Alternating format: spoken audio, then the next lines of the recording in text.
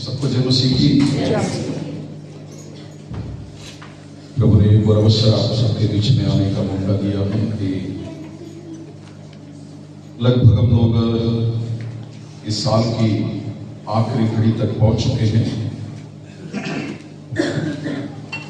खुदा ने हम सबके जीवन के लिए भला और अच्छा रहा। जिंदगी की हर एक जरूरतों को बीते समयों पर परमेश्वर ने पूरा करते हुए हम सबको सही सलामत उसने आगे बढ़ाया। इस धरती पर मुझे और आपको उसने कभी लज्जित होने नहीं दिया।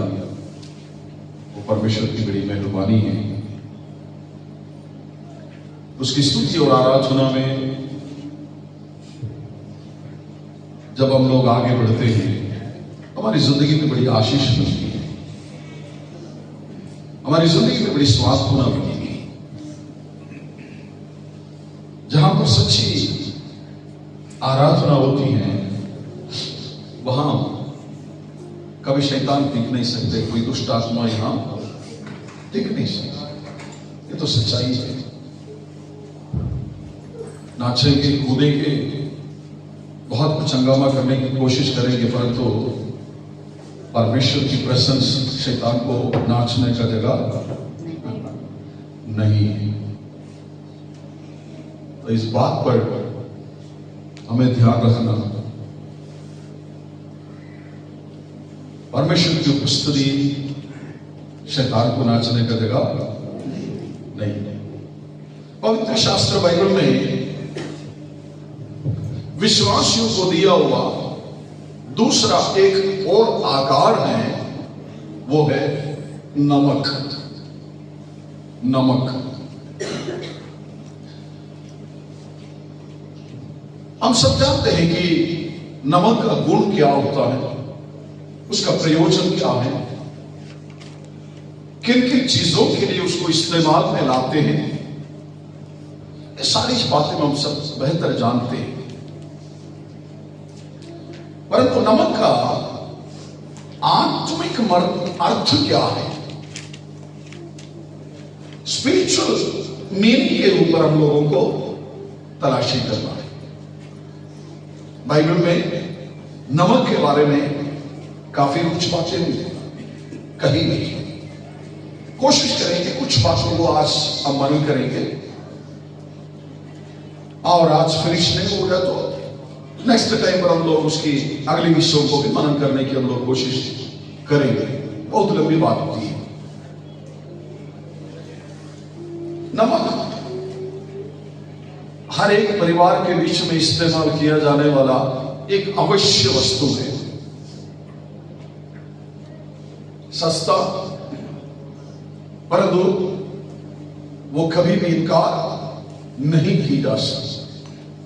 हर एक परिवार के अंदर चलो नमक इतना सस्ता है, इसको छोड़ देते हैं, है ना। इतनी महंगी महंगी सब्जियां हम लोग बना रहा हूं, तो इतनी सी सस्ती चीजों का क्या जरूरत है, ऐसा कोई सोचेगा? कभी नहीं। जब तक नमक सब्जियों में या हमारी खाने वाले उन चीजों पर नहीं पड़े तो उसका कोई स्वाद नहीं बनता। अगर ज्यादा भी है तो क्या हो जाता है? उसका स्वाद बिगड़ भी जाएगा, खाने की लायक नहीं रहेगा। इसलिए नमक का इस्तेमाल बहुत ही सोच समझकर करनी होती है। सस्ता तो हैगा, और उसकी इस्तेमाल बहुत ही सोच समझकर करनी होती है। हम आदमियों से ज्यादा नमक का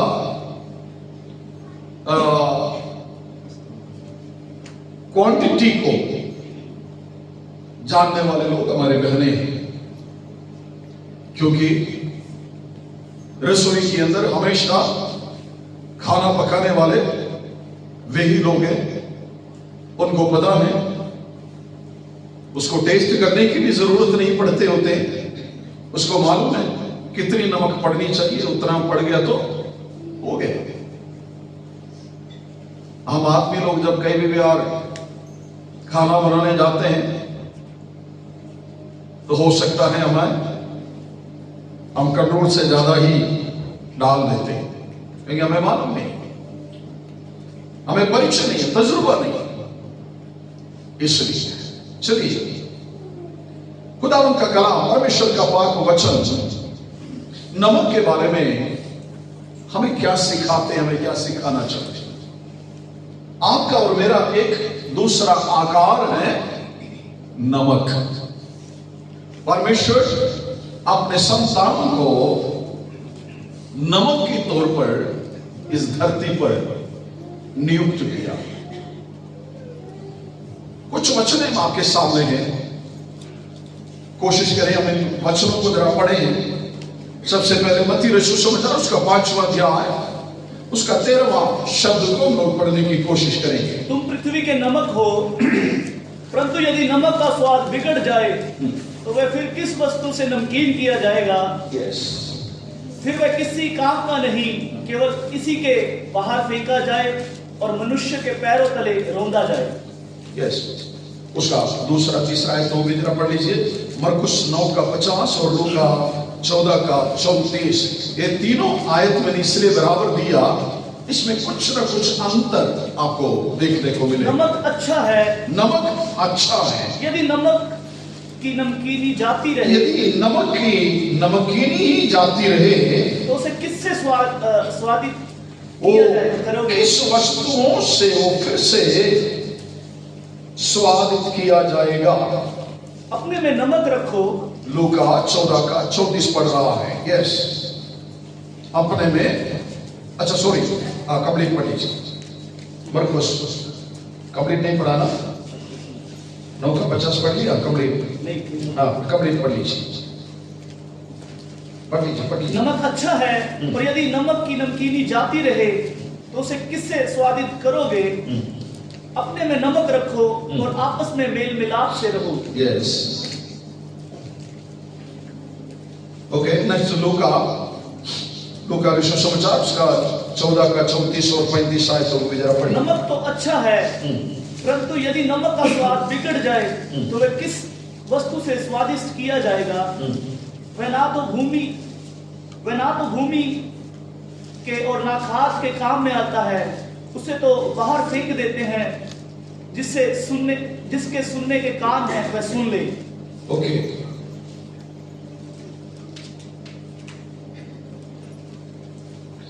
ओके, आपने सुसमाचार में बताया गया ये तीनों आयतों को आपने पढ़ लिया। मत्ती 5 का 13 और 14 आयत, और मरकुस 9 का 50 और 50वां आयत, और लूका 14 का 34वां आयत। तो मत्ती क्या कर रहा है? 5 की 13 में क्या कहते हैं? तुम पृथ्वी के नमक हो, परंतु यदि नमक का स्वाद बिगड़ जाए तो वह किस वस्तु से नमकीन किया जाएगा? ओके, तुम पृथ्वी का नमक हो, यदि नमक का स्वाद बिगड़ जाए तो वह किस वस्तु से नमकीन किया जाएगा? फिर वह किसी काम का नहीं, केवल इसके बाहर फेंका जाए और मनुष्यों के पैरों तले रौंदा जाए। यदि नमक का स्वाद बिगड़ जाती है तो दोबारा उसको स्वादिष्ट बनाने का या नमकीन में फिर तब्दील करने का कोई उपाय आज तक कोई शास्त्र में नहीं आया। एक बार अगर नमक का स्वाद बिगड़ गया तो फिर वो चीज कहां पर है? मत्ती क्या बता रहे हैं? पैरों तले। याद रखिए, वो नमक है तो सस्ता, परंतु सबके लिए कॉमन। सबके लिए आवश्यक एक चीज है। हर एक जीव को स्वादिष्ट बनाने वाला, हर एक जन को स्वादिष्ट बनाने वाला वो नमक का स्वाद अपने आप में यदि खत्म हो जाए तो उसको दोबारा नमकीन किया जाना या दोबारा उसको उसी हालातों पर लेकर आना नामुमकिन। से यहां पर मत्ती कह रहा है उसको फिर क्या किया जाएगा? बाहर फेंका जाएगा, उसको बाहर फेंका जाएगा, पैरों के नीचे, मनुष्य और जानवर के पैरों के नीचे उसको रोंदा जाता है। अब मरकुस में आ जाइए, हम उसको भी जरा सा देखकर फिर हम आगे बढ़ते, कुछ बातें मैं आपसे कहूंगा। मरकुस 9 का 50वां शब्द को पढ़ लीजिए। नमक अच्छा है, पर यदि नमक का स्वाद जाता रहे तो उसे किस से नमकीन करोगे? या अपने में नमक रखो और आपस में मेल मिलाप से रहो। सो यहां पर कहता है फिर से नमकीन करने का कोई उपाय ना होने के कारण अपने आप में नमकीन रहो, उसको बिगड़ने नहीं देना। अगर एक बार बिगड़ गया तो फिर सड़कों पे फेंका जाएगा, फिर वो किसी काम का नहीं, फिर वो किसी के पैरों तले रोंदा जाएगा। इसलिए मरकुस पर कहता है तुम कदाचित अपने जीवन में अपने जीवन की उस नमकीन को कभी बिगड़ने मत देना, उसको बना के रखो, उसको बिगड़ने ना दीजिए। हमें से प्रत्येक लोग इस बात के ऊपर आज ध्यान देना है। मैं बताता हूं कि नमकीन क्या होता है मेरे और आपके जीवन के अंदर। इतनी बातों को समझकर हम लोग आगे बढ़ते हैं। परमेश्वर ने मुझे इस धरती पर एक नमक के तौर पर रख छोड़ा हुआ है और परमेश्वर मुझ पर भरोसा करता है कि मैं अपनी नमकीन की उस स्वाद को मैं बिगड़ने नहीं दूंगा। यह परमेश्वर की यकीन है आपके ऊपर, मेरे ऊपर। इसलिए मरकुस कह रहा है तुम अपने आप में नमक रखो, वो स्वाद बिगड़ने नहीं देना। कौन बिगड़ाता है हम आगे चलकर उसके बारे में भी कुछ बातों को मनन करेंगे। अब लूका सुसमाचार 14 का 34 और 35 हम फिर से पढ़ेंगे। नमक तो अच्छा है, परंतु यदि नमक का स्वाद बिगड़ जाए, नमक तो अच्छा है, यदि नमक का स्वाद बिगड़ जाए तो वह किस वस्तु से नमकीन किया जाएगा? यहां पर फिर से सवाल पूछ रहा है वो किस वस्तु से नमकीन किया जाएगा? वह ना तो भूमि के और ना खाद के लिए खाद के लिए काम आता है। ये तीनों आयतों के बीच में जो अंतर है, जो फर्क है, या परमेश्वर की आत्मा हमें समझाना चाहता है, इसको समझने की हम लोग कोशिश करें।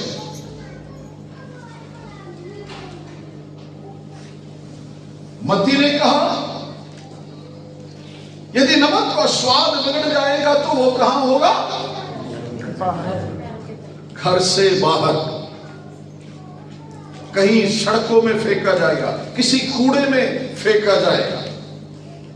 इसलिए मरकुस कहता है तुम कोशिश करो कि तुम्हारी जीवन के अंदर की वो स्वाद, जो नमकीन के स्वाद है, वो कभी बिगड़ने नहीं देना। इसका मतलब उसको संभालने का जिम्मेवारी आपका स्वयं है। मेरी जिम्मेवारी है कि मेरे अंदर की नमकीन कभी जाती ना रहे। मेरी जिम्मेवारी है, मुझे संभालनी पड़ेगी। लूका ने क्या कहा? वस्तु से फिर से नमकीन किया नहीं जाएगा, वो ना कि पृथ्वी का या भूमि का, वो ना किसी खाद का काम आता है। वाह! देखो, नमक की कुछ गुणों के बारे में यदि हम सोचे तो नमक सबसे पहले स्वाद के लिए ही इस्तेमाल करते ना, हमारी खाने में स्वाद के लिए इस्तेमाल करते। नमक का दूसरा एक खूबी है, वो सड़ने वाले वस्तुओं को बचा के रखता है। वो सड़ने नहीं देगा, कीड़े पड़ने नहीं देगा नमक डालने से। ठीक है, आपने देखा होगा कई वस्तुओं के साथ नमक डाल देते हैं, वो सुरक्षित रखता है, वो उस चीज को संभाल के रखता है, उसको सड़ने नहीं देता। तीसरा एक और बात, कई गुण हैं जो आम हमारी दृष्टि में हम देखते हैं।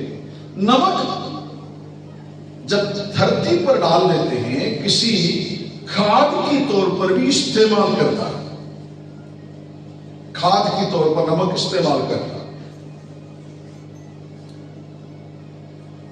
हमारी साउथ में, हमारी जगह में जब हम नारियल की पेड़ लगाते हैं, चारों तरफ खोद कर नमक डाल देते हैं,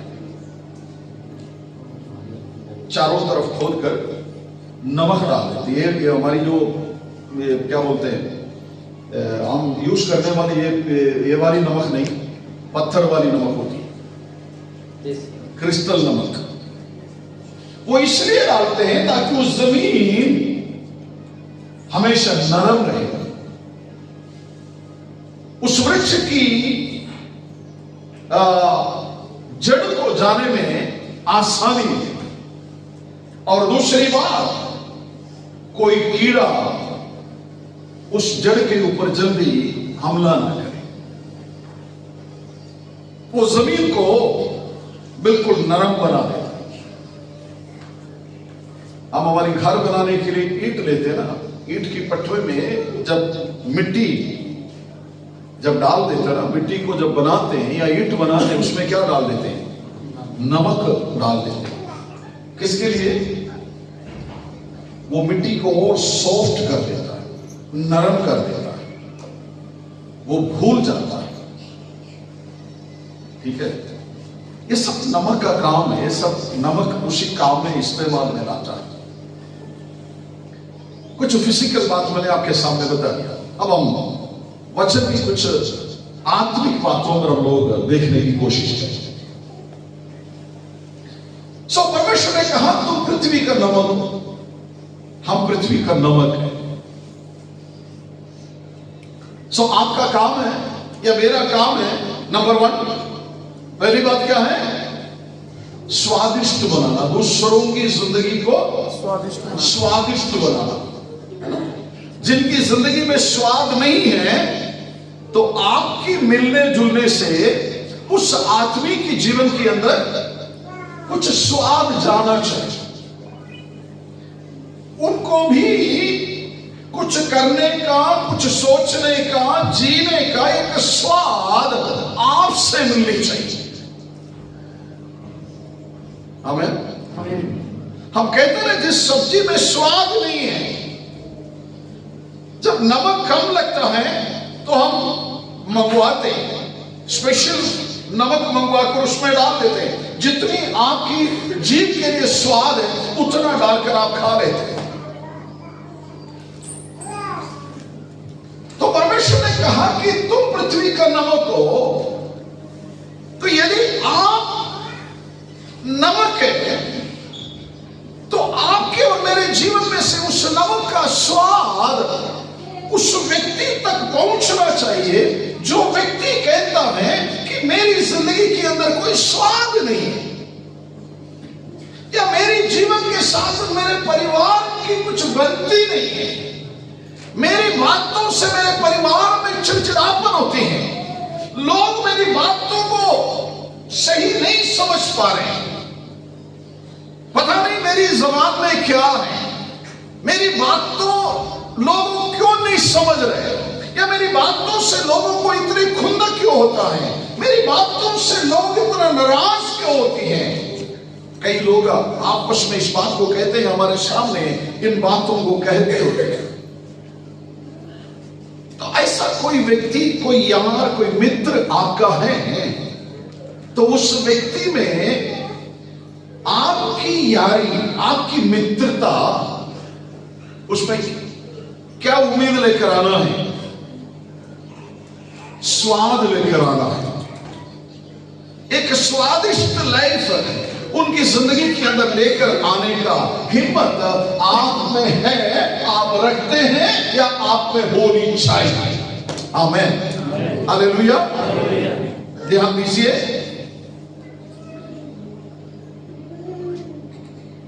किसी मित्र के साथ जब आपकी रिश्ता बन गया, किसी पड़ोसी के साथ जब आपकी रिश्ता जुड़ गया, या हमारी किसी रिश्तेदारों के बीच में आपकी रिश्ता जुड़ गया, मैं उम्मीदवारों के अंदर आपकी रिश्ता एक स्वाद बनकर उनके अंदर प्रवेश करना चाहिए, कि वो ये गवाही दे, वो ये कहें कि फलाना व्यक्ति या फलाना बहन या भाई मेरे पास आने से, या मेरी जीवन के साथ उनकी रिश्ता बनने से मेरी जिंदगी के अंदर भी कुछ बदलाव आ गया है।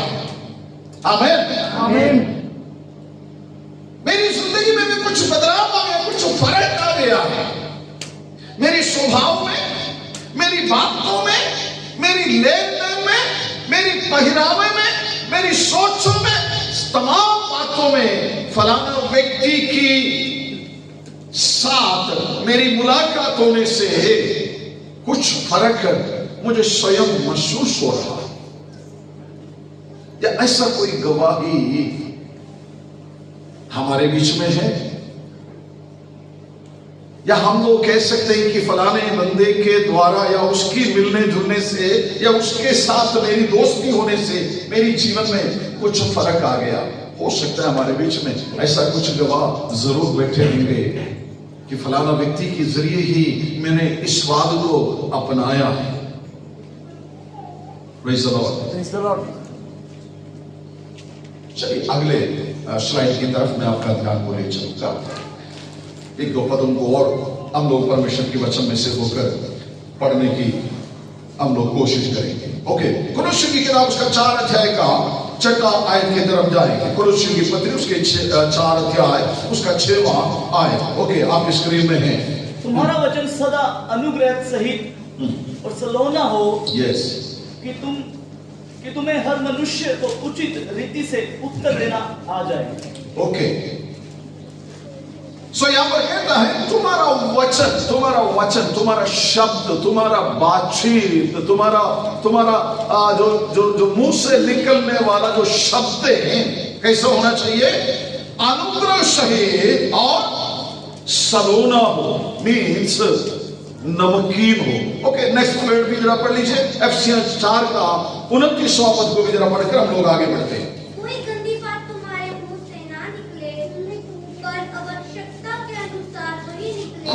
कोई गंदी बातें, कोई अनुचित बातें तुम्हारे मुंह से ना निकले। कोई अनुचित बातें, कोई गंदी बातें तुम्हारी मुंह से ना निकले। अगला पद क्या करें? पर आवश्यकता के अनुसार वही निकले। पर आवश्यकता के अनुसार, जरूरत के अनुसार वही निकले जो उन्नति के लिए उत्तम हो, जो उन्नति के लिए उत्तम हो, ताकि उसे सुनने वाले पर अनुग्रह हो। ताकि उससे सुनने वालों पर अनुग्रह हो।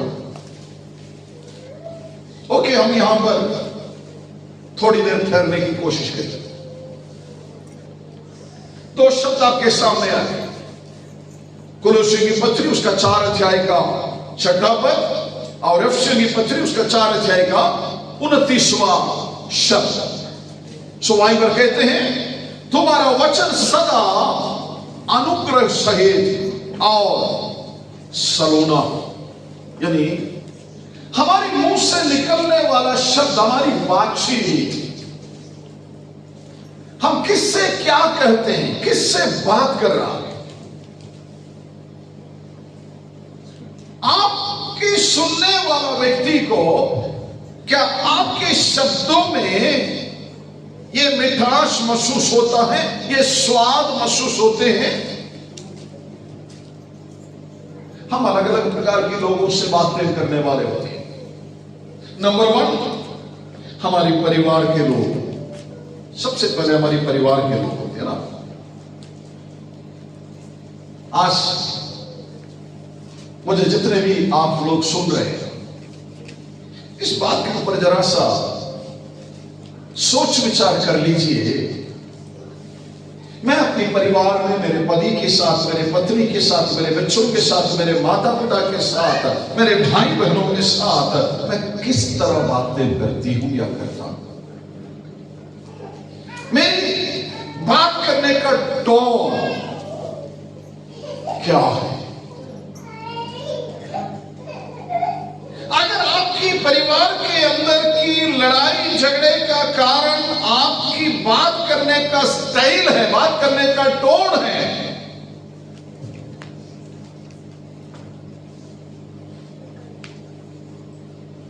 तो आपको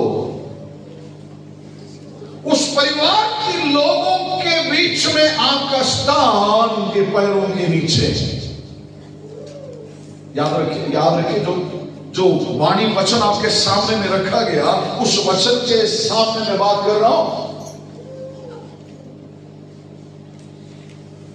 जब आपके मुंह से कोई इज्जत भरी बातें नहीं निकलती हैं, आपके मुंह से कोई स्वादिष्ट बात नहीं निकलती है, लोगों को अपनी तरफ खींचने वाली कोई बातें नहीं निकलती है, हमेशा आप अपनी बातों से दूसरों को दर्द ही पहुंचा देती है, हमेशा आपकी बात कड़वी लगती है, तो मैं कहता हूं उस परिवार में आप जीत तो रहा है, परंतु उन परिवार के लोगों के पैरों के नीचे हैं आप। क्यों? आपके परिवार में आपको कोई इज्जत क्यों नहीं है? क्यों हमारे परिवार के लोग आपका कोई सम्मान नहीं करते, मान क्यों नहीं करते? आप हमेशा शिकायत तो करते रहते हैं, मेरे परिवार के लोग मुझे सुनता नहीं है, या मेरे से प्यार नहीं करते, सब मेरे साथ चिड़चिड़ा के बोलती हैं, या ऐसे बातें करते हैं, ऐसा व्यवहार करते हैं। क्यों? हम किसके ऊपर उंगल लगाने की कोशिश कर रहे हो, या किसके ऊपर हम इल्जाम लगाने की कोशिश कर रहे हो?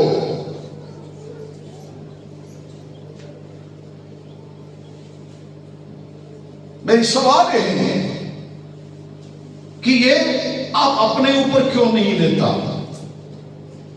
हम प्रभु के लोग हैं, मैं प्रभु के लोगों से बात कर रहा हूं।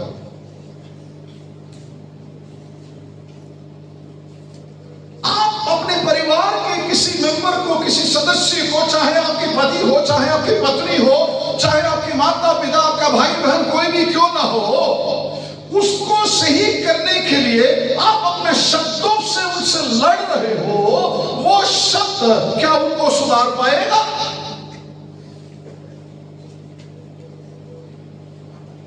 ये फालतू परिश्रम ना करिए। मैं विश्वासी भाई बहनों से बात कर रहा हूं,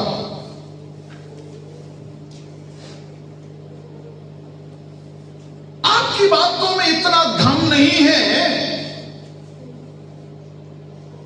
जो मसीह को ना पाए हुए लोगों के जीवन को बदलने का, उनके चरित्र को बदलने का हिम्मत या उतनी स्वादिष्ट आपके बातों पर नहीं। कभी भी आप अपने परिवार वालों के साथ चिड़चिड़ा के बातें ना करिए। अगर आपकी बातों से वो लोग सहमत नहीं है, आपकी बात तुमको पसंद नहीं लग रहा है, तो बात करना बंद कर दो।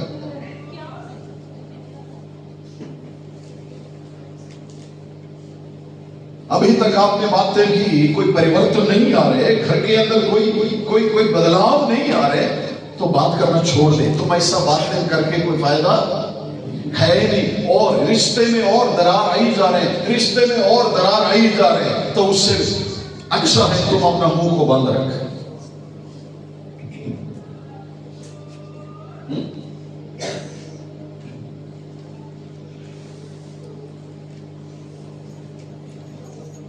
क्यों ना हम अपने आप को नहीं सुधारते?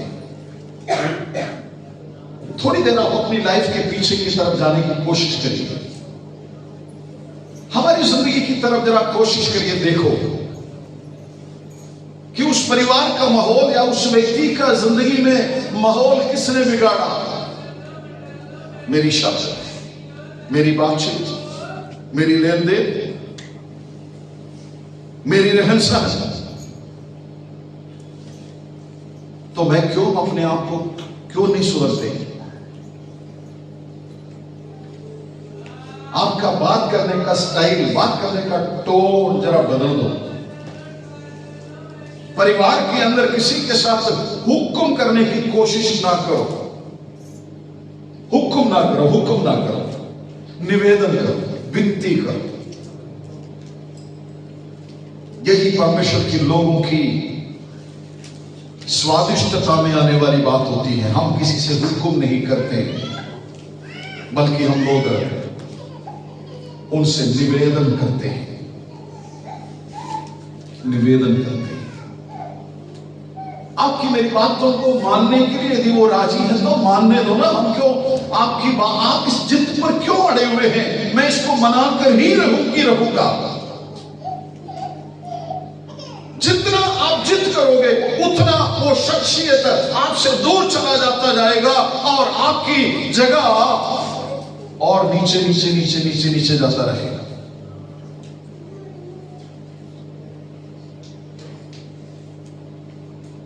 केवल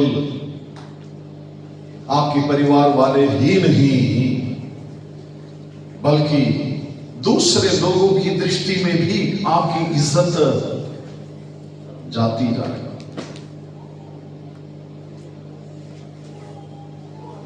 तो मैं इसलिए मेरे प्रिय भाई बहनों से कहना चाहता हूं, एक अच्छा खासा परिवार में तुम्हारे अंदर ही हुआ है, एक अच्छा खासा परिवार के अंदर तुम रहते हो, उस परिवार से तुम बाहर ना जाने पाए।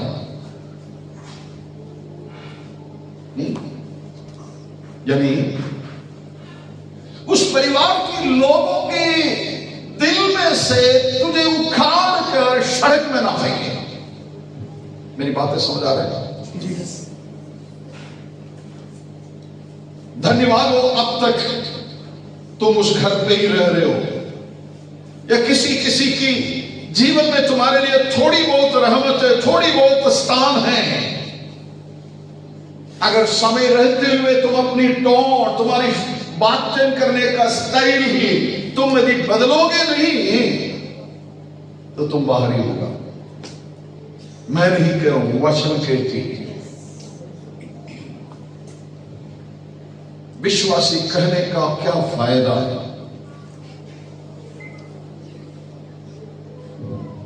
मैं परिवार की बात सबसे पहले कर रहा हूं। आज मुझे सुनने वाले तमाम प्रियजनों से मेरी यही अरदास है, मेरी यही विनती है, मेरी यही प्रार्थना है। आप दूसरों की तरफ उंगली उठाने से पहले आप अपनी तरफ उंगली उठाकर पूछिए, मेरी परिवार की हालात को बिगड़ाने वाला क्या मेरी ये जबान तो नहीं है, मेरे मुंह से निकलने वाला शब्द तो नहीं है ना? हम एक छोटी सी चिंगारी लगा देते हैं, बाद में हम चुप हो जाते हैं। जैसे याकूब की पत्री पर कहती है ना, याकूब पढ़ा कि नहीं है? एक छोटी सी चिंगारी पूरी वन को आग लगा देता है। कई सारे परिवार में कई लोगों का यही काम होता है, कहीं ना कहीं से थोड़ा सा चिंगारी तो लगा दिया, अब वो आग पकड़ते जा, आग पकड़ते जा। यदि परमेश्वर की आत्मा हमसे बातें करता है तो आज उस बात को सुधारने की हम लोग अपने जीवन में कोशिश करें, ताकि हम परमेश्वर के बच्चे, हम परमेश्वर के संतान हैं, खुदा के बेटे और बेटियां हैं कि आपके और मेरे जीवन के अंदर परमेश्वर कभी भी नहीं चाहता जो स्वाद प्रभु ने आपके अंदर दे रखा है ना, वो स्वाद बिगड़ना चाहिए। Praise the Lord। हाँ, ये बात सत्य है, हमें बोलना भी नहीं आता, क्योंकि परमेश्वर की वाणी वचन कहती है हमें किससे कैसे बातें करना में मालूम ही नहीं है।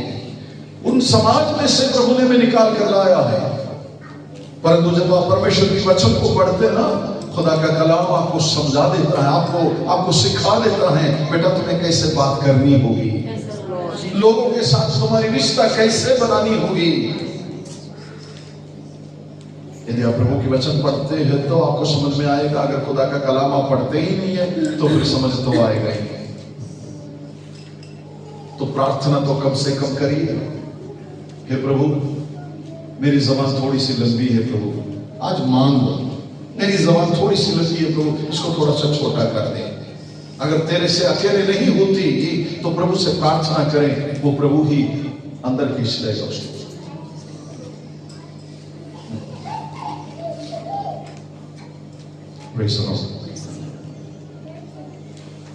तुम्हारा वचन सदा अनुग्रह सहित और सलोना हो, कि तुम हर मनुष्य को उचित रीति से उत्तर देने आए। मनुष्य को उचित रीति से उत्तर देना आना चाहिए। तो मत्ती ने क्या कहा? मत्ती ने सुसमाचार में क्या बता रहे थे? कहां होगा तुम्हारा स्थान? पैरों के नीचे। आज कौन कौन आपके ऊपर से कदम रखे जा रहे हैं?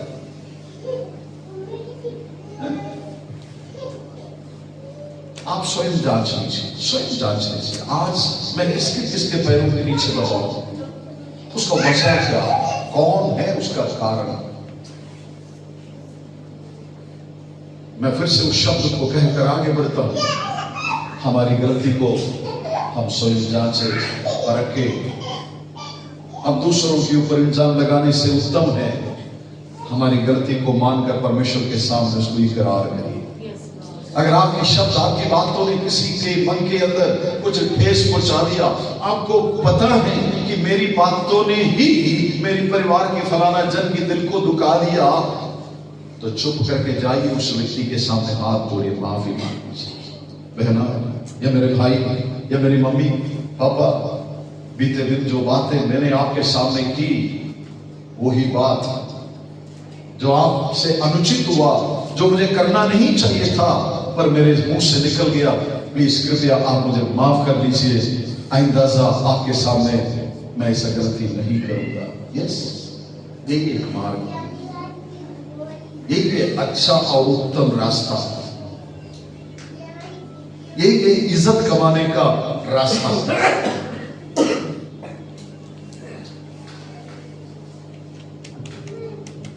अगर एक माफी का शब्द किसी के सामने रख दिया तो आप छोटा नहीं बनेगा, बल्कि दूसरों के दिल में आपके लिए एक उत्तम जगह आप प्राप्त करोगे। कल के दिन आपके लिए एक गवाही उनके जीवन में होगा, मेरा बहू या मेरा बेटी या मेरी पत्नी, मेरा पति अपनी गलती को मान लिया है। एक इज्जत आपको दूसरों के दिल में मिल जाएगा, मिल जाएगा। वचन को कहती है, यदि नमक का स्वाद बिगड़ गया तो उसको सड़कों में फेंका जाएगा। परंतु विश्वासी लोग, हम लोग बैठे हैं, मैं आपके लिए यही बात को कहा है, अगर आपकी जिंदगी की इस स्वाद अगर बिगड़ गया तो वापस लाने का एक तरीका है। आमीन। एक तरीका है, मैंने बतला दिया। जिसके साथ आपका मन मुटाव है, जिसके साथ आपकी बातों से कुछ रिश्ता टूट गया तो जाइए उनके पास, माफी की गुजारिश रखिए। यही रास्ता है उस नमकीन को वापस लाने का। धीरे धीरे आई जाएगा, धीरे धीरे आई जाएगा। Praise the Lord. और आप अपना परिवार को बिगड़ाइए मत, और आप अपने परिवार के अंदर कड़वापन को मत बढ़ाइए। बस जितना हो गया सो हो गया। आज उसको एक फुल स्टॉप डाल दे। प्रभु के सामने इस बात को अंगीकार करते हुए आगे बढ़िए। आगे चलकर कभी भी मेरे मुंह से ऐसा कोई शब्द नहीं निकलेगा। जो मेरी मम्मी है मैं उसको मम्मी का इज्जत दूंगा। मम्मियों, आप ये सोच रहे हैं ये मेरी बेटी है, इसको भी इज्जत की जरूरत है। ये मेरी बहू है, इसको भी इज्जत की जरूरत है। उस हिसाब से बातें करना शुरू किया। Praise the Lord. Hallelujah, hallelujah. हमारा स्वाद बिगड़ाने वाला और कोई नहीं बल्कि हम स्वयं होते हैं। हम स्वयं होते हैं। आपकी जिंदगी को स्वादिष्ट बना के रखने का जिम्मेवारी आपका है, आपका रिश्तेदारों का नहीं है। याद रखियो, याद रखियो। कई बार हम घर पर या हमारे प्रिय लोगों से लड़ाई झगड़ा क्यों करते हैं? हमारी दोस्त मित्र, हमारी रिश्तेदारों की बातें सुनकर हम घर में लड़ाई लाते हैं। आप सब लोग मेरे साथ हैं?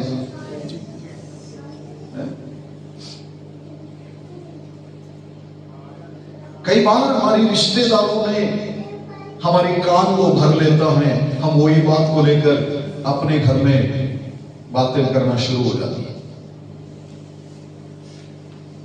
दूसरे लोग आपके जीवन को बिगड़ा देगा, आपके स्वाद को बिगड़ा देगा। उसको कभी चांस ना दीजिए, उसको कभी मौका ना दीजिए। मेरा परिवार है, मेरा खानदान है, मेरा मम्मी है या मेरा डैडी है, मेरा सास है या मेरा बहू है, इनके साथ कैसे बातें करना, बर्ताव करना मैं समझता हूं, मैं समझती हूं। उस हिसाब से अगर इस मसीह परिवार को आप आगे बढ़ाइए तो आपका परिवार एक खुशहाली से भरा हुआ एक स्वर्ग की तरह होगा। आमीन, हालेलुया, हालेलुया, हालेलुया। हम एक दूसरों के पैरों के नीचे कदाचित नहीं आएगा। हमेशा दूसरों के दिलों के अंदर हम राजी करेंगे।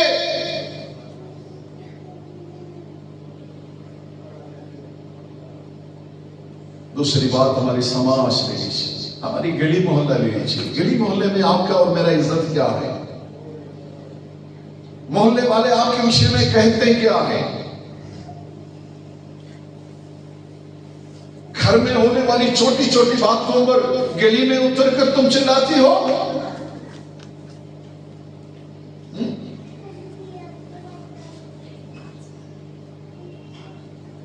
है ना?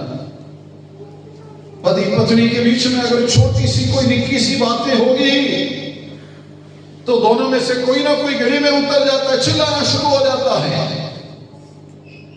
आलतू फालतू बातें बोलने लग जाते हो। साथ ही तुम कहते हो कि मैं विश्वासी हूं।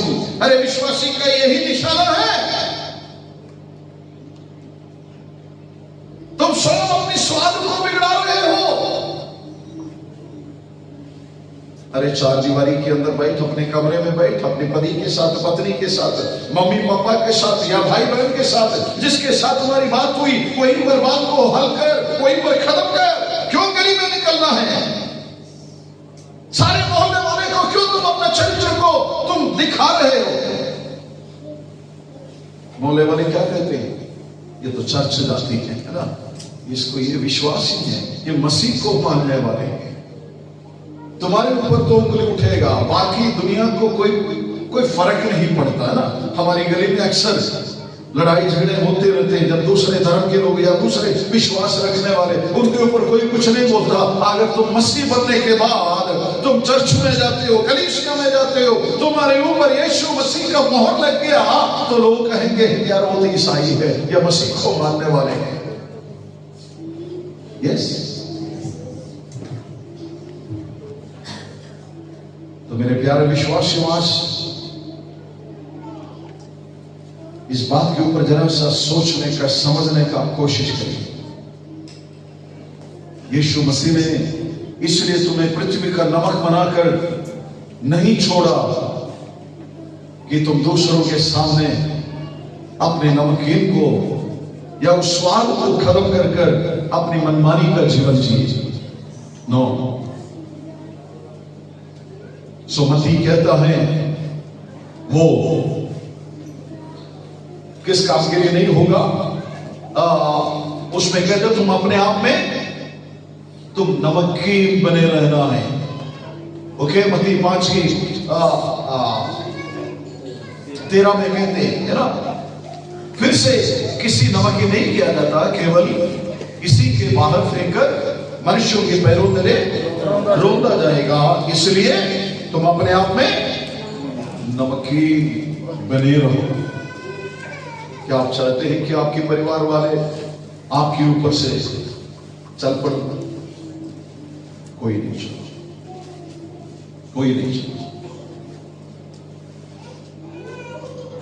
चलिए एफिसियों की पत्री पर देना आइए। एफिसियों की पत्री पर जो आयत हमने पढ़ा है, या कोई गंदी बातें तुम्हारे मुंह से ना निकले, पर आवश्यकता के अनुसार हाँ, वही जो उन्नति के लिए उत्तम हो, ताकि उससे सुनने वालों पर अनुग्रह हो। कोई गंदी बातें क्या है? गंदी बातें क्या होती है?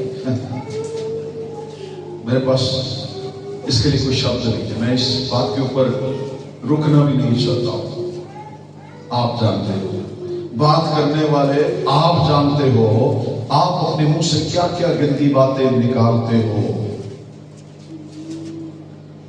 तो उसमें एक स्पष्ट शब्द से ही आप इसका अर्थ आप समझ सकते हैं। कोई गंदी बातें तुम्हारे मुंह से ना निकले, पर आवश्यकता के अनुसार वही उन्नति के लिए, जो उन्नति के लिए उत्तम हो। जो उन्नति के लिए उत्तम नहीं है, वो बाकी सारे गंदी बातें हैं।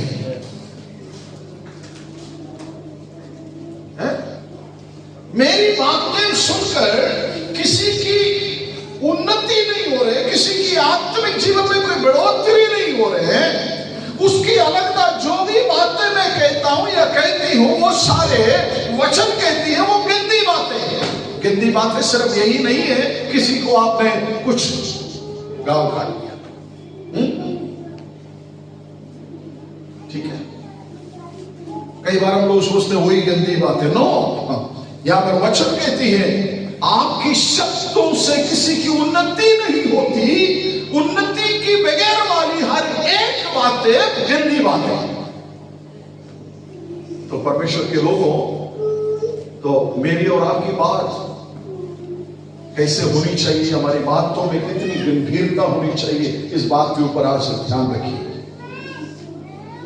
Praise the Lord.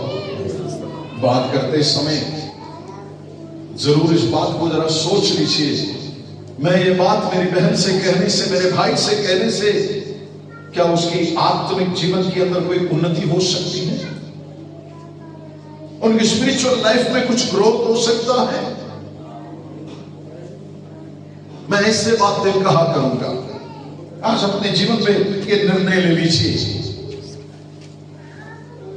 आप प्रभु यीशु मसीह के लिए नमक हो। ये भरोसे के साथ प्रभु ने मुझे और आपको समाज में रख छोड़ा है। उसी समाज में रखने के बाद परमेश्वर ने आपकी तरफ इशारा करके यही कहा है, ये मेरा नमक है। इस समाज में नमकीन बनाने के लिए इस बेटी को मैंने यहां रखा हुआ है। इस परिवार को नमकीन का स्वाद देने के लिए इस खानदान के बीच में मैंने इसको रखा हुआ है। इस भाई को मैंने इसलिए इस परिवार के बीच में से चुना है, ताकि इस परिवार की बाकी लोगों को नमक का स्वाद दे दिया जाए। आमीन, हालेलुया, हालेलुया, हालेलुया। मैंने 2-3 बातें कहा, प्लीज आप इस बात को अपने हृदय में ले लीजिए। अगर घर के अंदर सड़ने वाली हालतों पर कोई पड़ा है, तो आपकी नजदीकी उस परिवार में रहने से उसके अंदर एक नया जीवन दिलाना है, एक नया उम्मीद उसके अंदर पैदा करना है। कई सारे परिवारों के अंदर लोग निराशा में पड़े हुए हैं, है ना, अपनी जिंदगी को खत्म करने की इच्छा में पड़े हुए हैं। कई लोग अपने जीवन के अंदर बेउम्मीद में जीवन जीते हैं। ऐसे लोगों के दरमियान जब परमेश्वर ने आपको रखा है, तो मेरा मित्र, आपका वहीं पर रहने से उनके अंदर ये सोच आना चाहिए, उनके अंदर ये विचार उत्पन्न होनी चाहिए, यार इस भाई के साथ रहने से मेरी जिंदगी के अंदर सारी बेउम्मीद उम्मीद में बदल सकता है। मेरा जो आशा जो खत्म हो चुके हैं, वहां कहीं ना कहीं कुछ किरण मुझे नजर आ रहा है। आपके परिवार के अंदर सड़ने वालों को भी बचाने का काम आपका है। क्या आप करते हो? Praise the Lord.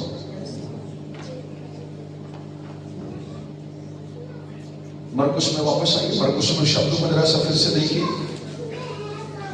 9:50। मरकुस के सुसमाचार 9:50 पद को।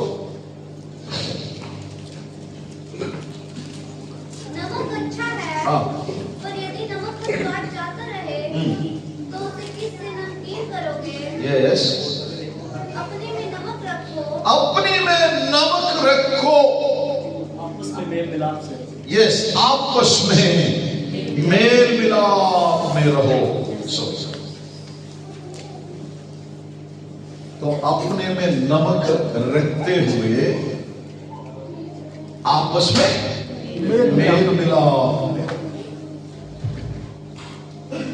ये हमारी खानदान के अंदर, हमारे परिवार के अंदर, हमारी गली मोहल्ले के अंदर, जिस समाज में हम लोग रहते हैं, जिस कलीसिया में हम लोग रहते हैं, ये तमाम जगह में ये कामों को, ये बातों को अपने जीवन के अंदर हमें जोड़ना पड़ेगा। अपने आप नमकीन रखते हुए एक दूसरे के साथ सहयोग में रहना, मेल मिलाप में रहना, शांति में रहना है। बहुत कम लोगों के अंदर एक खासियत होती है, खूबी होती है। तो आप क्यों ना प्रार्थना करते हैं, प्रभु मुझे भी इसी लिस्ट में लेकर आइए प्रभु, इसी कैटेगरी में मुझे भी लेकर आइए प्रभु। मैं भी चाहता हूं अपने आप में नमक बनाकर रखने का। मैं भी चाहती हूं कि मेरे मुंह से ऐसा शब्द निकले, मेरी शब्दों को सुनकर लोग एक स्वाद को महसूस करें। आमीन। है ना? कुछ लोगों से बात करने से बार बार उनसे बात करने का मन करता होता है, परंतु कुछ लोगों से एक बार बात करके दोबारा बात करने का मन नहीं करता। भाई क्यों?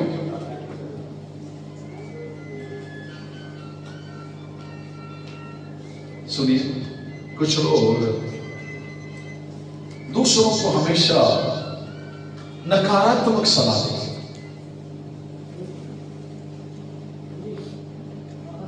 नेगेटिवली बातें करते हैं।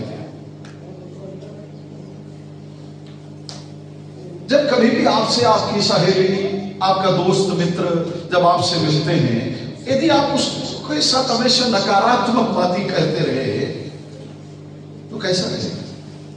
वो व्यक्ति क्या समझेंगे आपको? आप भी डाउन होते जा रहे हो और उसको भी आप डाउन करते जाओ।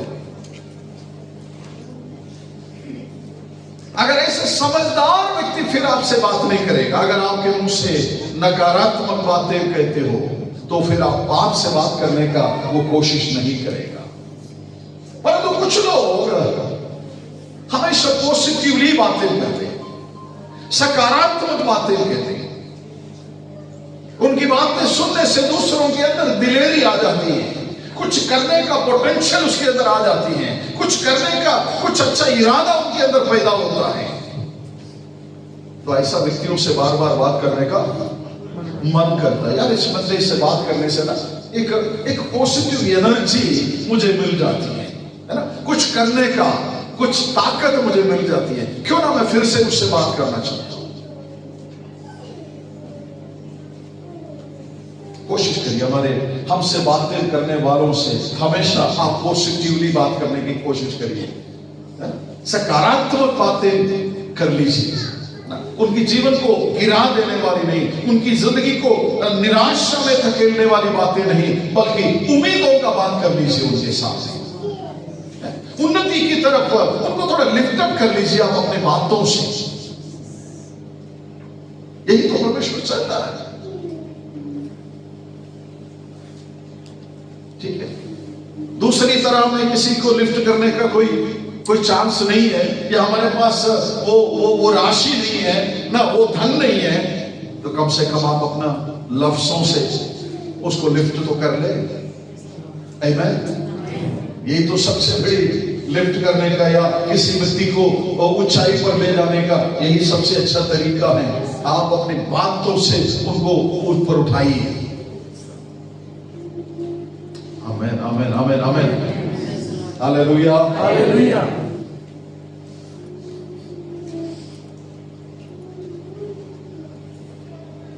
हमारे परिवार में कई बार हमारी माता पिताएं बैठे हैं, मैं इसलिए छोटी सी एक बात कहकर जल्दी छोड़ देता हूं। कई बार हम अपने बच्चों को कितना लिफ्ट करते हैं, स्कूल में पढ़ते हैं, कॉलेजों में पढ़ते हैं, उन बच्चों का हम कितना लिफ्ट करते हैं। मैं पेरेंट्स से पूछ रहा हूं, माता पिताओं से पूछ रहा हूं, क्या जवाब ना दे, क्योंकि आपके बच्चे अगल बगल में बैठे हैं, अगर जवाब दे दिया तो बाद में पछताना ना पड़े। इसलिए अब अपने आप को सोच लीजिए, अगर आपका बच्ची पढ़ाई में थोड़ा सा कमजोर है, तो क्या उस बच्ची को आप हमेशा नकारात्मक बातें कहते रहो, तो मूर्ख है, तो बुद्धू है, तेरे को पढ़ना ही नहीं आता है? अगर यही कहते रहोगे तो क्या होगा? वो बच्चा कभी भी ऊपर नहीं आएगा, नहीं आएगा, नहीं आएगा। लिफ्ट अप कर लेंगे उस बच्चे को, कोई बात नहीं बेटा, आपकी बार थोड़ा मार्क कम हो गया तो चिंता ना करो, अगली बार तो कवर अप करो, पढ़ो। थोड़ा लिफ्ट करने की कोशिश करिए, उस बच्चे के अंदर एक पॉजिटिव एनर्जी अपने आप पैदा होगा। मेरा डैडी मेरे साथ है, मेरा मम्मा मेरे साथ है, मेरा भैया मेरे साथ है ना? Hallelujah, hallelujah. कितनी भी गिरती हुई बंदों को आप अपने बातों से उठा सकते हो, उसको आप ऊंचाई तक पहुंचा सकते हो। मैं प्रिय माता पिताओं से कहना चाहता हूं, यदि आप अपने बच्चों के जीवन में ऐसा कोई नेगेटिव बातें देखते हैं ना, आप उस बात पर बातें ना करें, प्लीज बातें ना करिए। आप पॉजिटिवली उनको बातें करने का, न सकारात्मक बातों को कर उसको थोड़ा पुशअप करने की कोशिश करिए, थोड़ा उसको थोड़ा ऊपर उठाइए। आप देखते हैं हमारा बच्चा नेक्स्ट टाइम कैसा होता है।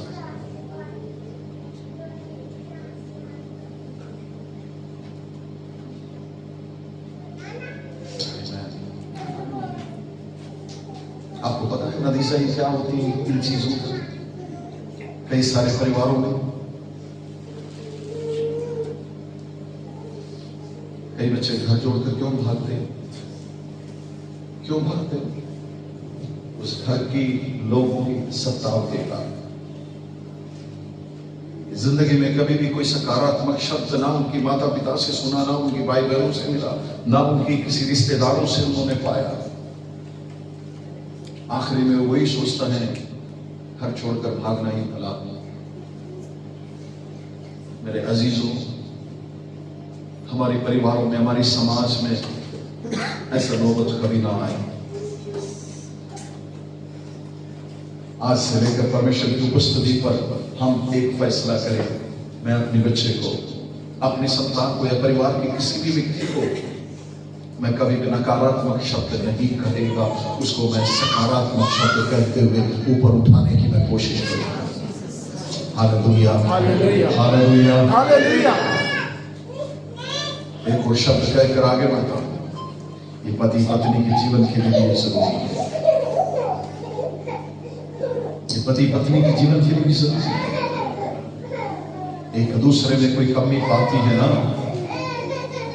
तो अपने के लिए उस बातों को चिल्लाने की कोशिश ना करिए। दूसरों के सामने उनकी कमियों को पेश करने की कोशिश ना करिए, एक दूसरे को लिफ्ट अप करनी चाहिए। हम दोनों एक बराबर नहीं है, केपेबल नहीं है, उन्नति की ओर ले चल जाओ। Praise the Lord. मैं और साइमन ने कुछ और बातें आज के हफ्ते के लिए बना दिया था, परंतु कल मुझे संदेश मिला था तैयार नहीं है, इसलिए हम लोग दूसरे कुछ बातों पर आ गया। आमीन आमीन। अगर प्रभु की आगमन देरी है, मौका फिर मिलते हैं तो हम जरूर उन विषयों के ऊपर चिंतन करेंगे। Praise the Lord.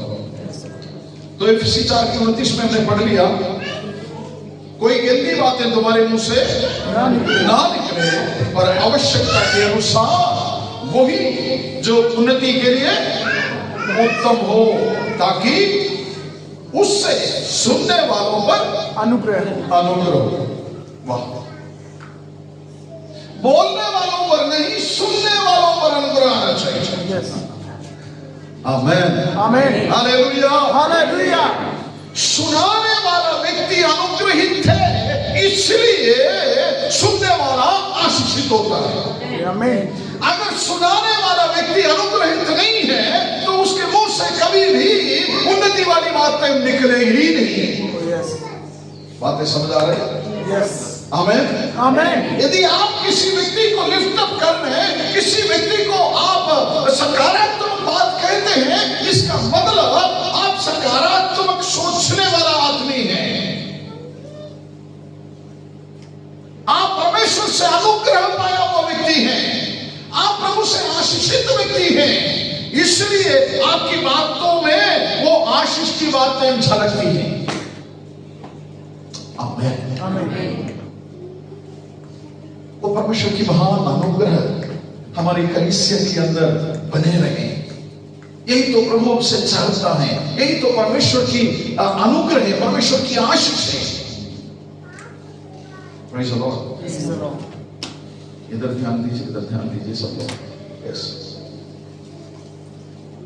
खुदा की वो आशीष हमें चाहिए, हमें चाहिए।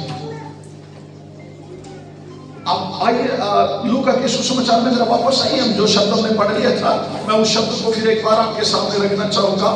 लूका 14:34 और 35 पद को। यस, नमक तो अच्छा है, परंतु यदि नमक का स्वाद बिगड़ जाए या तो वह किस वस्तु से स्वादिष्ट किया जाएगा? यस, वह ना तो भूमि और वो ना तो भूमि के और ना खाद के लिए और काम में ना आता है। खाद के काम आते हैं। उससे तो लोग बाहर फेंक देते हैं, हाँ, जिसके सुनने के कान हैं वह सुन ले। बस यीशु मसीह का एक खास कथन है, जिसको कान है वो सुन ले। यीशु मसीह ने बार बार इस शब्द को कहा, जिसको कान है वो सुन ले।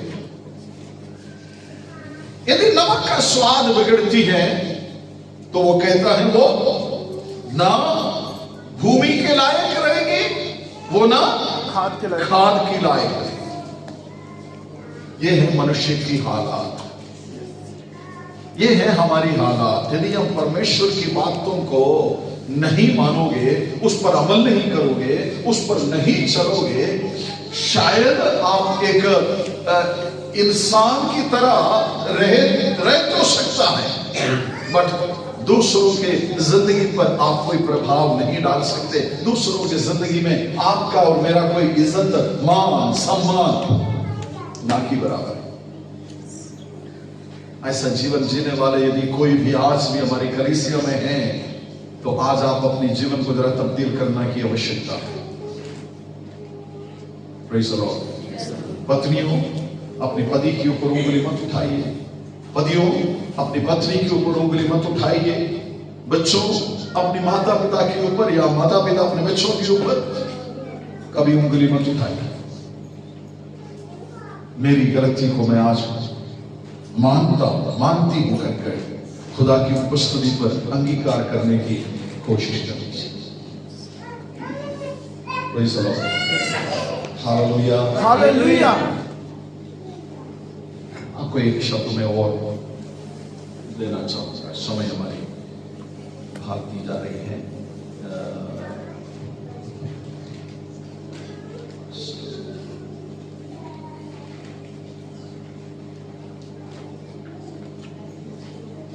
ओके, हमने शायद को यहाँ पर लिखा हुआ है। यस यस, दूसरा राजा की दूसरी पुस्तक, उसका दूसरा अध्याय 20 और 21 पद को आपके ध्यान में ले आना चाहता हूं मैं। जल्दी जल्दी चंद शब्द को कहकर समाप्त करेंगे। उसने कहा, एक नए प्याले में नमक डालकर मेरे पास ले आओ। संगन ऐसा करो, उसकी पहली आयत से पढ़ो। सॉरी, दूसरा राजा 20 उसकी 20 आयत से पढ़ लीजिए, जहां से तब वह जल के सोते के पास निकल गया और उसमें नमक डालकर कहा, यहोवा यूं कहता है कि मैं यह पानी ठीक कर देता हूं, जिससे वह फिर कभी मृत्यु और गर्भ गिरने का कारण ना होगा। या उसकी 19 आयत से पढ़ लीजिए, 19 से पढ़ लीजिए, या 19 और 20। उस नगर के निवासियों ने एलीशा से कहा, उस नगर के निवासियों ने आकर एलीशा से एक शिकायत किया। बड़े ध्यान से सुनना इस वचन को। या देखिए, यह नगर मनभावने स्थान पर बसा है। ये नगर का लोकेलिटी, इस नगर का जो स्थान है, ये बहुत ही उचित जगह है, बहुत ही मनभावक स्थान है। हाँ जी, जैसा मेरा प्रभु देखता है, हाँ, परंतु पानी बुरा है और जगह तो अच्छा है, नगर बहुत सुंदर है, इस नगर की जो लोकेलिटी है बहुत अच्छा है, परंतु इस नगर का पानी बुरा है और भूमि गर्म गिराने वाली है। वो इस पानी जो भी लोग पीता है, यहां कोई नया संतान पैदा नहीं हो सकता, कोई होप नहीं। नेक्स्ट वर्ड, उसने कहा, एक नए प्याले में नमक डालकर मेरे पास ले आओ। एक नया थाली में, एक नया प्याले में, एक कटोरी में कुछ नमक ले आओ। और वह उसे उसके पास ले आए। जब उन्होंने उस आज्ञा को मानकर उसके पास उस नमक का थाली जब लेके आया, या तब वह जल के सोते के पास निकल गया। तब उसने उस जल के सोते के पास निकल गया और उसमें नमक डाला। और उसमें नमक डाला।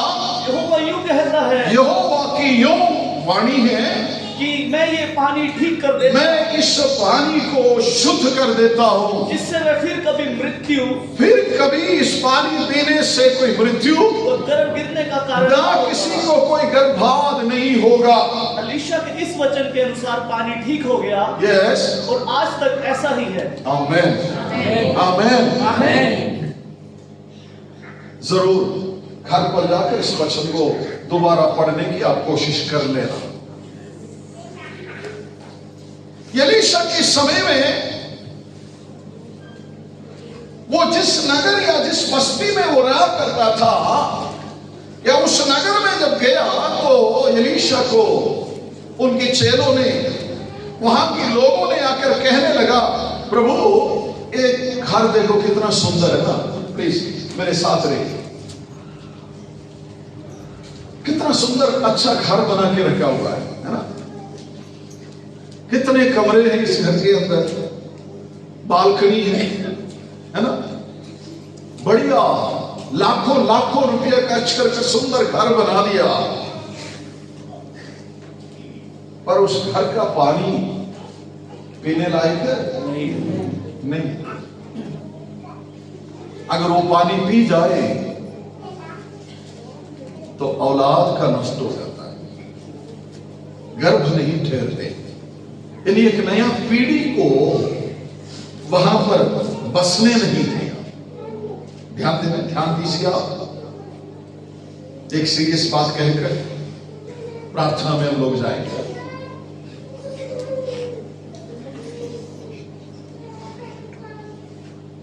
क्या आप सोचते हैं कि आपकी परिवार, आपका घर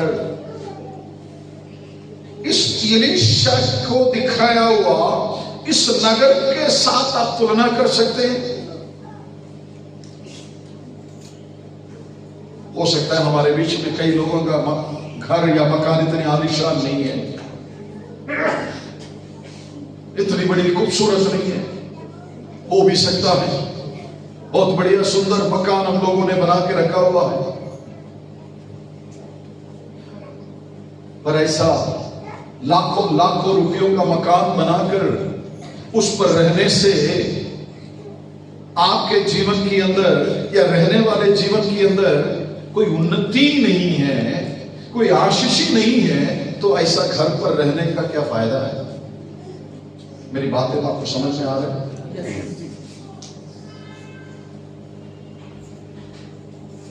आपका स्पिरिचुअल लाइफ क्या है? आपकी आत्मिक जीवन क्या है?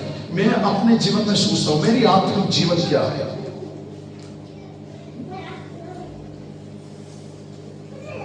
बाहर वाले कहते हैं बहुत बढ़िया, कितना खूबसूरत मकान बना दिया, बहुत खूबसूरत घर बना दिया, बहुत पैसा खर्च किया है, पर उस घर के भीतर मृत्यु नाच रहा है। उस घर के अंदर मृत्यु नाच रहा है, मौत नाच रहा है। तो ऐसा घर के अंदर रहने का कोई फायदा है?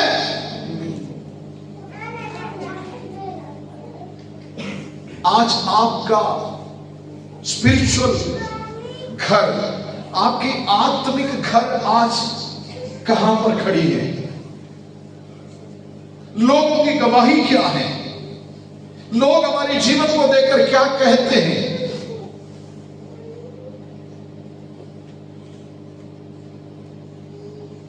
चंद समय में मैं आपके लिए प्रार्थना करूंगा।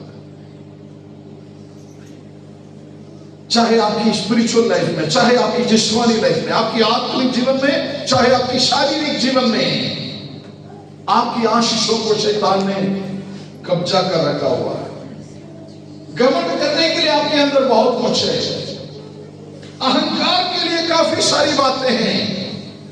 एलीशा की चेलों ने आकर एलीशा से कहा, गुरु प्रभु देखिए ये जो नगर है कितना सुंदर है ना, इसकी साइट देखो कितनी पावरफुल है ना, कितनी अच्छी लोकेलिटी में ये रह रहा है, परंतु इस नगर की पानी पीने लायक नहीं है। जो भी पी लेता है उसका गर्भवास हो जाता है, वहां कोई नया औलाद नहीं पैदा होता, एक नया पीढ़ी वहीं पर उत्पन्न नहीं होता। क्यों ना आज परमेश्वर की उपस्थिति पर हम लोग भी प्रार्थना करें। परमेश्वर के दास के साथ एक उपाय है, परमेश्वर के भक्त के साथ एक उपाय है। आज परमेश्वर का वचन आपको भी ये उपाय दे रहा है। आपकी जिंदगी में अगर निराशा की हालत में आप पड़े हुए हैं, जिंदगी में कोई उम्मीद नहीं है, आपकी जीवन के अंदर भी उस उम्मीद का किरण जगाने के लिए आज परमेश्वर चाहता है। Hallelujah, hallelujah, hallelujah, hallelujah. अगर आपकी ब्लेसिंग्स आज आप चाहते हैं, आपकी आशीष को आज आप चाहते हैं, तो उस नबी ने जैसा कहा, एलीशा ने जैसा कहा, कुछ नमक मेरे पास लेकर आओ, वो जब इस पानी पर पड़ जाएगा तो इस पानी बिल्कुल मीठा बन जाएगा और इस सारी दोष खत्म हो जाएगा और कभी भी इस नगर के अंदर एक गर्भवास वाली चक्कर नहीं रहेगा, ताकि ये इसकी आबादी आगे की तरफ बढ़ता जाएगा। Hallelujah, hallelujah. आजकल बहुतों की जिंदगी के अंदर इस आत्मिक आशीषों को शैतान ने ऐसा बंद करके रखा हुआ है, कोई आत्मिक परिवर्तन नहीं हो रहा है, कोई आत्मिक उन्नति नहीं हो रहा है, जिंदगी में कोई आत्मिक औलादों को पैदा नहीं कर पा रहा है। अगर उस कंडीशन में आज आप हैं तो आज आपकी अपनी जिंदगी को इस बातों से बदलने की जरूरत है। Hallelujah, hallelujah, hallelujah, hallelujah, hallelujah. क्यों ना हम अपने जीवन को आज उस सच्चा एलीशा के पास हम लोग भी ले चले। एलीशा की कहना को आज हम माने। प्रभु मैं चाहती हूँ, मेरी नमकीन बिगड़ चुकी है, मुझ में नमक है ही नहीं, मेरी बातों से, मेरी करनियों से, मेरी व्यवहार में, मेरी पहरावे में उस नमकीन का स्वाद बिल्कुल ही बिगड़ चुका हूँ। प्रभु मैं उस नमकीन को वापस लेना चाहता हूँ। कौन आज परमेश्वर के सामने इस बात को अंगीकार करेंगे? कौन आज इस बात को अपने जीवन पर ग्रहण करेंगे? मैं उनके लिए प्रार्थना करना चाहूंगा। यदि आप चाहते हैं तो आपके आत्मिक जीवन के अंदर फिर से एक कुछ नया आशा की किरण पैदा हो सकता है। हालेलुया। कुछ नए रूहों को, कुछ नए आत्मिक के संतानों को पैदा करने का बल, सामर्थ्य परमेश्वर आपके जीवन के अंदर देगा। Hallelujah, hallelujah, hallelujah. हालेलुया। मैं प्रार्थना करता हूं हमारी पंजाब प्रदेश की तमाम कलीसियाओं के लिए, बहुत सारे कलीसियाओं के अंदर आत्मिक तौर पर कोई उन्नति नहीं है, कुछ आत्मिक संतान पैदा ही नहीं हो रहे हैं।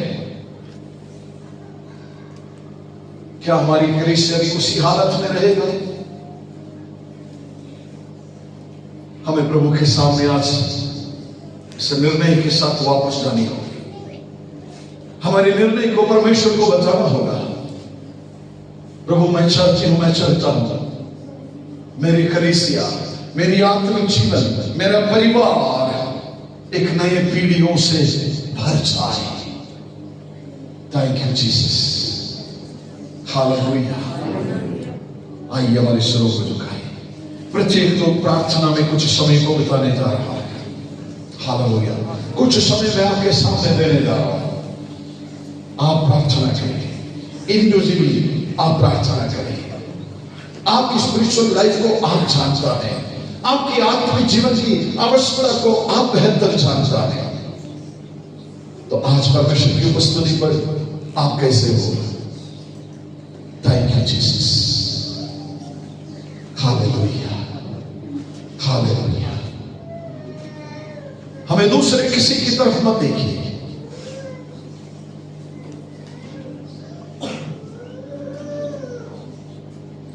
यदि प्रभु ने आपको एक नमक की तरह इस धरती पर छोड़ रखा है, उस परिवार के अंदर आपको ठहराया है, नियुक्त किया है, मेरी बहन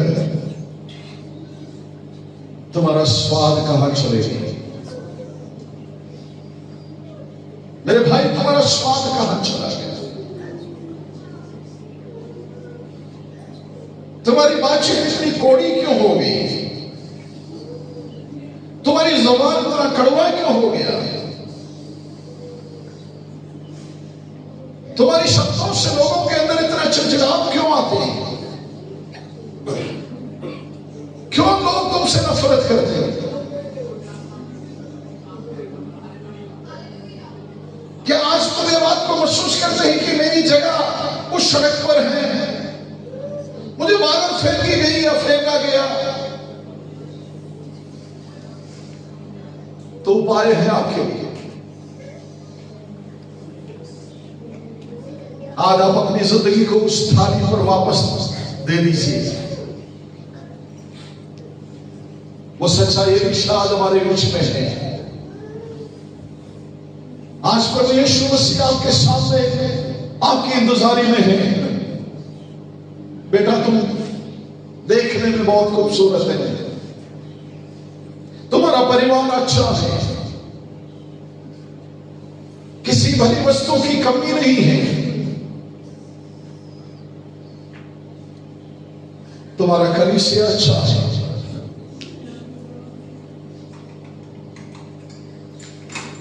पर कोई तरक्की नहीं, गर्भवाद ही गर्भवाद।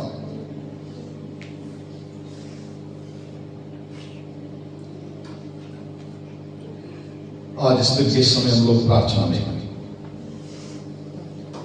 हर कोई प्रार्थना करे। परमेश्वर चाहता है अपने बेटे और बेटियां उस नमक का स्वाद को बनाए रखे, आपका स्वाद ना बिगड़ने पाए। Thank you Lord. हमें दूसरों के सामने कोई शिकायत नहीं है, या दूसरों की जिंदगी के ऊपर हमें कोई शिकायत नहीं है। क्या आज परमेश्वर के सामने इस बात को कह पाएगा, हाँ प्रभु मैं तेरा दास, मैं तेरी दास हूं। आज मैं इस बात को मानता हूं या मानती हूं, वास्तव में मेरा स्वाद बिगड़ चुका है, प्रभु मुझे क्षमा करिए।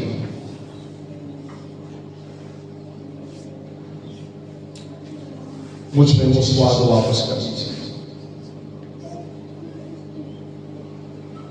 Thank you Jesus. मेरे प्रेमी और अनुग्रहकारी दयालु परमेश्वर,